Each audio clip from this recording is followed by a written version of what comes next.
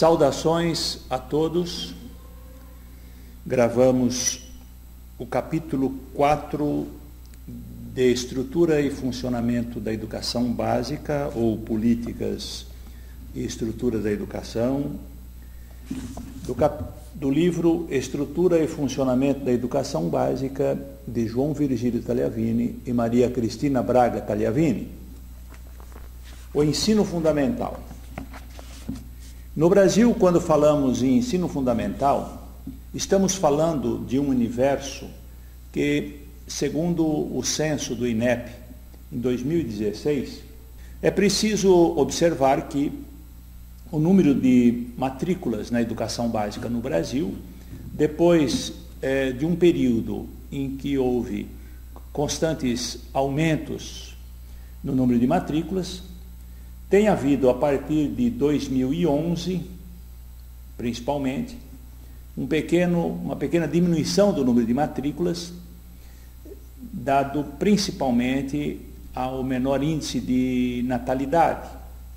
Por exemplo, nos anos finais do ensino fundamental, nós tivemos em 2011 um número de matrículas de 13.997.000 estudantes e em 2016 12.242.000. As estatísticas de 2016 mostram o seguinte, que 71% das escolas de educação básica oferecem alguma etapa de ensino fundamental. 99,2% dos alunos que frequentam os anos finais estão no turno diurno, portanto, o ensino fundamental é eminentemente diurno, diferente do ensino médio, que tem muitos alunos frequentando o turno noturno.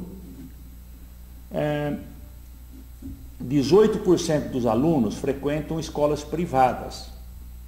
A rede privada tem crescido um pouco nos últimos 8 anos, aliás, bastante. Cresceu nos últimos 8 anos, 34,9%. 29.507 escolas são municipais, 13.134 são privadas, 37 são federais, 19.819 são estaduais. Em relação aos anos iniciais, com 10.400.000 alunos, a rede municipal tem participação de 68% do total de matrículas e concentra 82,9% dos alunos da rede pública. Então, esses são alguns números das estatísticas do ano de 2016, do ano passado. Em relação ao direito, destacamos que o direito ao ensino fundamental está consagrado no direito geral à educação básica, como direito de todos e dever do Estado, como já vimos no capítulo 2 deste livro e do vídeo. O ensino fundamental, como garante o artigo 32 da LDB, será fundamentalmente presencial, sendo o ensino à distância utilizado apenas como complementação da aprendizagem ou em situações emergenciais. Essas exceções devem ser contempladas sempre em favor do aluno, principalmente aquele que não teria outra forma de fazer o seu curso, de completar o seu ensino fundamental. A Resolução 7 de 2010 da Câmara de Educação Básica do Conselho Nacional de Educação é a resolução que fixa as diretrizes curriculares nacionais para o ensino fundamental de 9 anos. Ela começa proclamando o direito público e subjetivo de cada um à educação de qualidade e o dever do Estado em ofertá-la. Ela está apenas explicitando um direito que já está garantido na Constituição e na própria LDB. O direito, no seu artigo 5º, a resolução diz o seguinte: o direito à educação, entendido como um direito inalienável do ser humano, constitui o fundamento maior dessas diretrizes. O direito à educação, ao proporcionar o desenvolvimento do potencial humano, permite o exercício dos direitos civis, políticos, sociais e do direito à diferença, sendo ela mesma também um direito social e possibilita a formação cidadã e o usufruto dos bens sociais e culturais. Então nós vemos que o direito ele é garantido na sua expressão máxima, enquanto direito civil, político, social e garantia do respeito à diferença, o que hoje está sendo muito depreciado, né? Está sendo muito deixado de lado, muito abandonado. A Lei 11.274 de 2006 modificou o artigo 32 da LDB e garantiu, né, determinou que o ensino fundamental obrigatório passaria a ser de 9 anos, dizendo o seguinte: o ensino fundamental obrigatório com duração de 9 anos, gratuito na escola pública, iniciando-se aos 6 anos de idade. E também estipulou seus objetivos. Quais são os objetivos do ensino fundamental? Aqui está muito claro. Vejam lá. Formação básica do cidadão. Mediante o quê? 1. Capacidade de aprender. Domínio básico da leitura, da escrita e do cálculo. São objetivos ousados. Ler, escrever e calcular. Então, principalmente português e matemática. Comunicar-se. 2. Compreensão do ambiente natural e social, do sistema político, da tecnologia, das artes e dos valores em que se fundamenta a sociedade. Portanto, né, as ciências, para ele compreender o mundo em que se situa, e também o mundo natural e o mundo das pessoas, o mundo das relações. E o sistema político. Vocês podem perceber que em todas as diretrizes, também na LDB, a questão política, social, a cidadania, estão sempre presentes. É uma balela essa história de chamar escola sem partido, escola sem política, escola sem crítica. Isso não existe. Em todas as diretrizes, em todas as resoluções, isto está presente. Além disso, a proposta do ensino fundamental é mais ousada ainda, porque como direito humano, deve garantir a relevância, a pertinência e a equidade. E aqui eu vou chamar um pouco mais de atenção, que no artigo 5º da resolução, diz o seguinte, que a educação deve ser com qualidade social, entendida como direito humano. E essa qualidade social como direito humano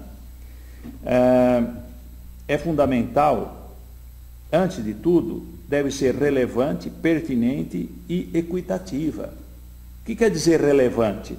A relevância reporta-se à promoção de aprendizagens significativas do ponto de vista das exigências sociais e do desenvolvimento pessoal. Não é qualquer ensino.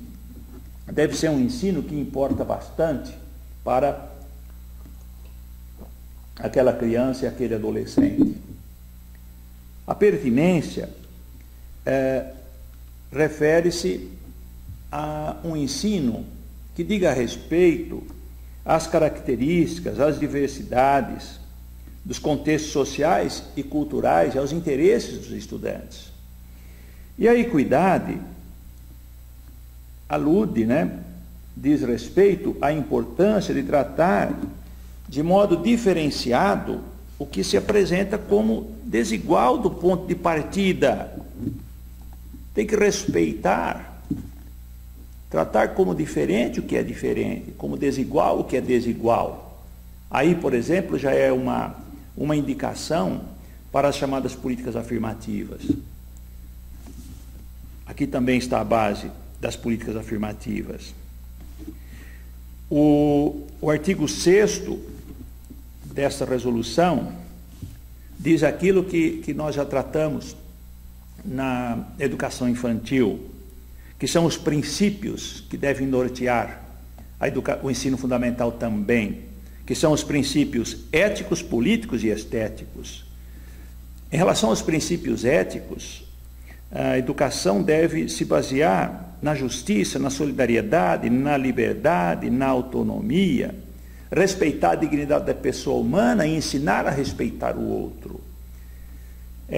A educação não é apenas para ensinar conteúdos, mas para ensinar e dar o testemunho dos valores nesta realidade que nós estamos vivendo, numa crise violenta de valores.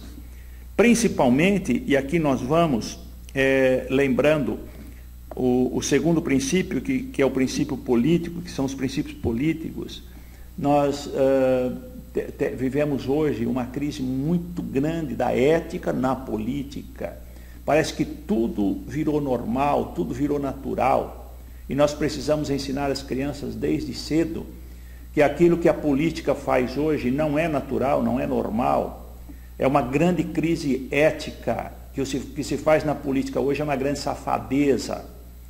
E, portanto, já na escola se deve ensinar que na política também deve haver ética, que aquilo que se faz não é natural, não pode ser natural. Não se pode dizer, não se pode aceitar, todo mundo faz assim, é assim, tem que ser assim. Não. O que se faz é safadeza. É preciso superar essas práticas e implantar e instaurar uma nova política, uma política com ética. E também os princípios estéticos, o cultivo da sensibilidade junto com a racionalidade, o enriquecimento das formas de expressão, o exercício da criatividade, não aceitar que um único meio de comunicação imponha uma única estética, mas difundir toda a arte que a humanidade acumulou até agora, a arte clássica e também a arte popular, a arte regional, e não apenas aquela que é imposta pelos meios de comunicação social, os modismos que são impostos por aqueles que têm o monopólio desses meios. Além disso, temos que lembrar, uma vez que apresentamos as estatísticas, temos que lembrar que não podemos mais aceitar uma educação de ensino fundamental que muitas vezes é negada por falta de atenção do Estado e da sociedade, e muitas vezes também da família. Hoje, ainda, muitas crianças e adolescentes não concluem o ensino fundamental na idade certa. É preciso, ano a ano, quando vocês assistirem a este vídeo, acessarem as estatísticas do INEP para descobrirem quantas crianças e adolescentes não concluem o ensino fundamental na idade adequada. Hoje podemos dizer que cerca de apenas uns 80% dos jovens de 16 anos concluíram o ensino fundamental na idade adequada. Isso é muito ruim. Tanto é que a meta 2 do Plano Nacional de Educação prevê universalizar o ensino fundamental de 9 anos para toda a população de 6 a 14 anos e garantir que pelo menos 95% dos alunos concluam essa etapa na idade recomendada até o final da vigência deste Plano Nacional de Educação. E agora nós partimos para um novo tema, que são os ciclos e a questão da progressão continuada e da avaliação no ensino fundamental. Nesses 9 anos do ensino fundamental, como se pode dividir o ensino fundamental em ciclos, em etapas, e como deve ser a progressão? A LDB, no seu artigo 32, que trata bastante do ensino fundamental, ela diz o seguinte: é facultado aos sistemas de ensino desdobrar o ensino fundamental em ciclos. A gente costuma ver que, em geral, o ensino fundamental está dividido em 2 grandes ciclos, as séries iniciais e as séries finais, mas pode ser dividido em outros ciclos, diz a LDB. Os estabelecimentos que utilizam a progressão regular por série podem adotar no ensino fundamental o regime de progressão continuada, Isso é a LDB que garante, e quem vai definir são os sistemas de ensino. Não é?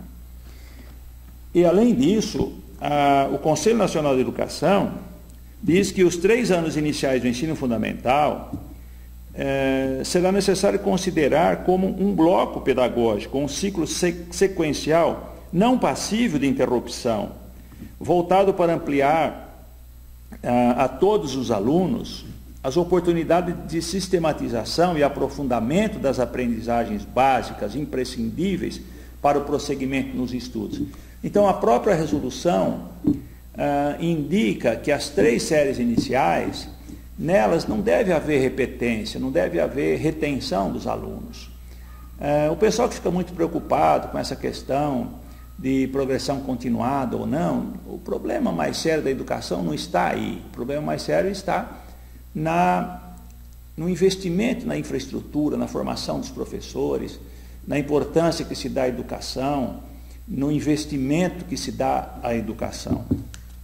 Em relação à avaliação, a resolução diz o seguinte, que a avaliação deve se fazer durante o processo de aprendizagem como parte integrante do currículo e não apenas no final do processo. Além disso, assegura à criança e ao adolescente o direito de questionar os critérios de avaliação. Coloca a avaliação como parte integrante da proposta curricular e da implementação do currículo. As diretrizes colocam a avaliação como algo tão importante que lhe dedicam uma parte bastante significativa da resolução. A avaliação deve ter um caráter processual, formativo, participativo, ser contínua, cumulativa, diagnóstica.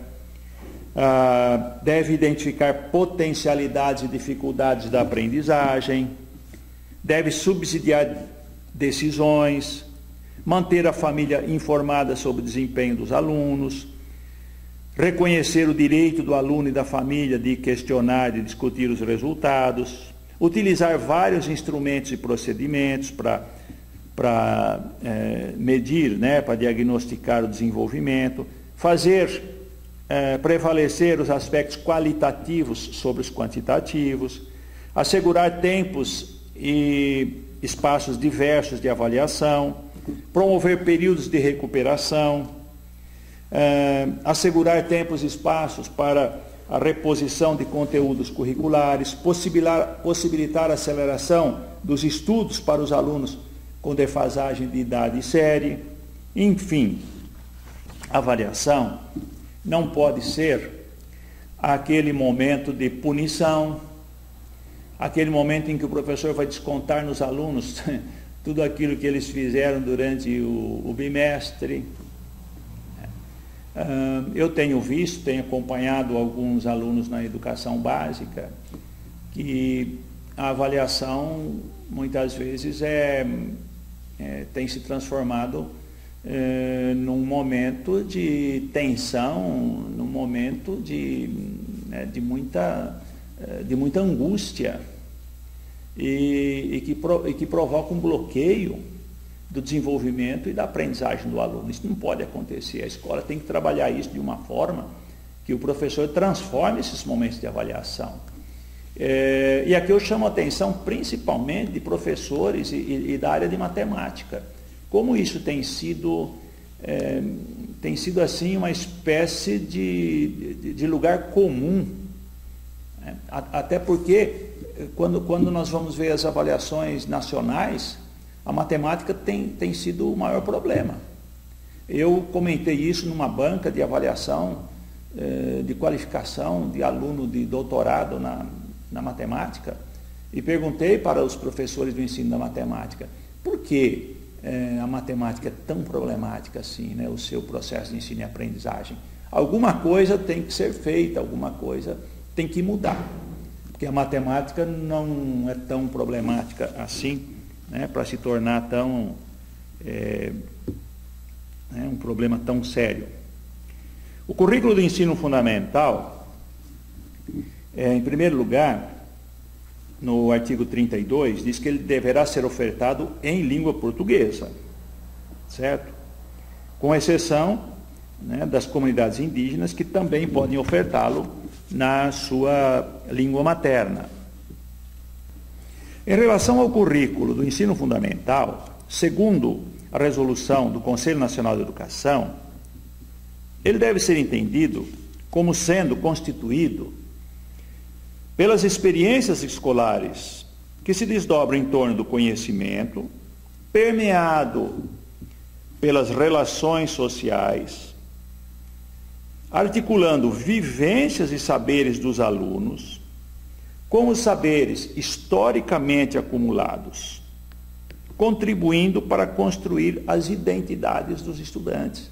Isso está lá no artigo 9, no artigo 9º da resolução do Conselho Nacional da Educação.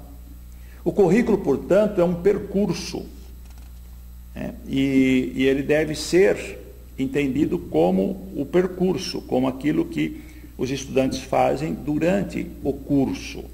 E tudo deve ser entendido como currículo. Tudo aquilo que a escola faz, não se deve entender alguma coisa como atividade extracurricular. Aquilo que é feito na escola ou com a escola, fora da escola, sempre faz parte do currículo. Às vezes é extra classe, mas é sempre currículo. Os conteúdos curriculares, diz a resolução, que compõem a parte diversificada do currículo, serão definidos pelos sistemas de ensino e pela escola, né? Hoje nós podemos dizer que faz parte do currículo da Base Nacional Comum, que agora está sendo revista, né? Eu vou dizer aqui o que faz parte da Base Nacional Comum, e depois, numa gravação de um vídeo extra, eu vou fazer o comentário daquilo que está sendo discutido na Base Nacional Comum Curricular, no documento que foi encaminhado recentemente para o Conselho Nacional de Educação. Hoje, nos artigos 10 a 17 do Conselho Nacional de Educação, consta da Base Nacional Comum algumas exigências que fazem parte da LDB e outras que foram completadas pela resolução do Conselho Nacional de Educação. Fazem parte, portanto, da Base Nacional Comum: língua portuguesa, língua materna no caso dos indígenas, arte e música como conteúdo obrigatório nas artes, não exclusivo, mas obrigatório, educação física, com exceções que nós veremos a seguir, matemática, ciências da natureza, conhecimento do mundo físico e natural, ciências humanas, com história e geografia, no caso da história, história do Brasil, com a contribuição das diferentes culturas e etnias, europeia, africana e indígena, com história da África, isso entrou na LDB no artigo 26A, alterado em 2008, e o ensino religioso, obrigatório em horários normais para a escola pública de ensino fundamental, mas de matrícula facultativa para o aluno. No caso do ensino religioso, os sistemas de ensino é que devem regulamentá-lo. Agora, deve ser dado de forma transversal em todo o currículo temas relativos à condição e aos direitos dos idosos, a educação para o trânsito, direitos da criança e do adolescente, preservação do meio ambiente nos termos da Política Nacional da Educação Ambiental, saúde, sexualidade e gênero, vida familiar e social. A nova base nacional parece que quer mexer nesse tema transversal. Educação para o consumo, educação fiscal, trabalho, ciência e tecnologia e diversidade cultural. O estudo dos símbolos nacionais. Além disso, o parágrafo 3º do artigo 16 das diretrizes diz que compete aos sistemas de ensino a produção e a disseminação de materiais subsidiários ao trabalho docente, que contribuam para a eliminação de discriminações, racismo, sexismo, homofobia e outros preconceitos, e que conduzam à adoção de comportamentos responsáveis e solidários em relação aos outros e ao meio ambiente. Portanto, é um currículo bastante amplo que inclui muitas questões atuais que a sociedade está vivendo. Como determina a LDB, as diretrizes propõem um currículo para o ensino fundamental que privilegia a integração dos conteúdos, a interdisciplinaridade, a articulação de todas as etapas da educação e um percurso contínuo de aprendizagem. Além disso, é obrigatório que se trate dos direitos das crianças e dos adolescentes, baseados no Estatuto da Criança e do Adolescente. Nós sabemos que um povo que tem noção, que tem consciência dos seus direitos, será um povo muito mais difícil de ser manipulado. O ensino religioso de matrícula facultativa é parte integrante da formação básica dos cidadãos, diz a LDB no artigo 33, e constitui disciplina dos horários normais das escolas públicas de ensino fundamental. Ele não é obrigatório nas escolas privadas, mas constitui horário normal das escolas públicas de ensino fundamental. Mas quem deve regulamentar isso aí são os sistemas de ensino. Em relação à educação física,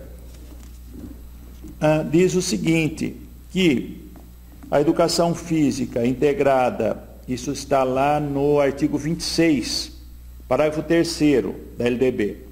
Educação física integrada à proposta pedagógica da escola é componente curricular obrigatório, tá? Sendo a sua prática facultativa ao aluno. Mas e qual aluno? Aquele que cumpra a jornada de trabalho igual ou superior a 6 horas. 2. Aquele que tem mais de 30 anos de idade. 3. Aquele que estiver prestando serviço militar inicial ou em situação similar que estiver obrigado à prática de educação física. 4. Aquele que estiver amparado pelo Decreto-Lei 1044 de 1969. E 6. Aquele que tiver filhos, tiver prole. Aí você poderia perguntar, mas o que diz o Decreto 1044? É o decreto que leva em conta o quê? As condições de saúde que nem sempre permitem a frequência do educando à escola na proporção mínima, exigida em lei, embora se encontrando o aluno em condições de aprendizagem. E quais são essas condições? São considerados merecedores de tratamento excepcional os alunos de qualquer nível de ensino, portadores de afecções congênitas ou adquiridas, afecções congênitas ou adquiridas, infecções, traumatismos ou outras condições mórbidas, determinando distúrbios agudos ou agudizados. Muitos desses serão determinados por análise, por diagnóstico médico. E aí passamos para a estrutura e funcionamento do ensino fundamental. Em esquema, nós podemos dizer o seguinte: o ensino fundamental de 9 anos, o ensino fundamental normal é jornada mínima de 4 horas e o integral, jornada mínima de 7 horas. Carga horária mínima anual, 800 horas relógio, e carga mínima para o normal, e carga mínima horária anual para o integral, 1.200 horas relógio.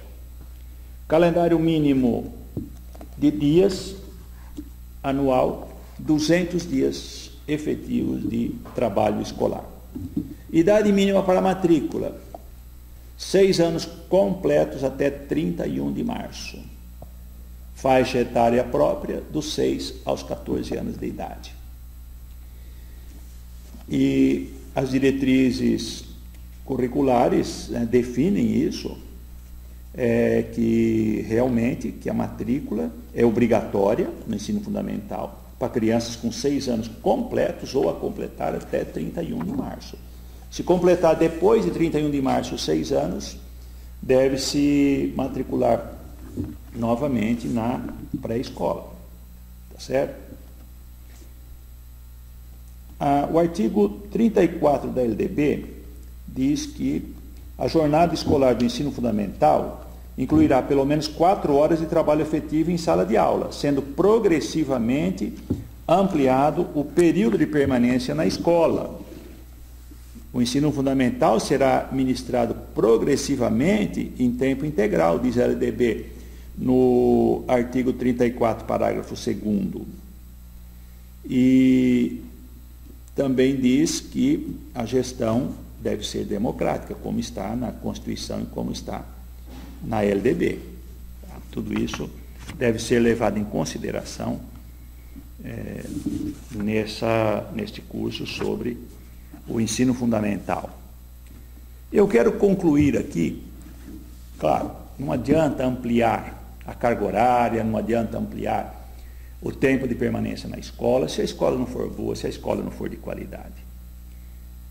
E quero dizer que, antigamente, se dizia que a escola era boa, e eu coloquei aqui na capa do livro, o grupo escolar de Matão, onde eu fiz os anos iniciais do meu ensino fundamental. Assim como muitos outros grupos escolares da Reforma Republicana, são escolas maravilhosas, são prédios projetados por arquitetos famosos. Era um tempo em que a escola era para poucos, muito poucos. Quase toda a população rural, no início do século XX, estava fora da escola ou tinha escolas muito precárias. Então, quando se diz que a escola era boa, era uma escola para muito poucos. Não se pode hoje simplesmente dizer vamos ampliar a carga horária, vamos ampliar o tempo de permanência na escola, se a escola não for muito boa, se a escola não for de qualidade. De nada adiantará ampliar o tempo de permanência numa escola ruim. Concluo aqui, portanto, esta videoaula sobre ensino fundamental, dizendo que temos muito a fazer no campo da educação.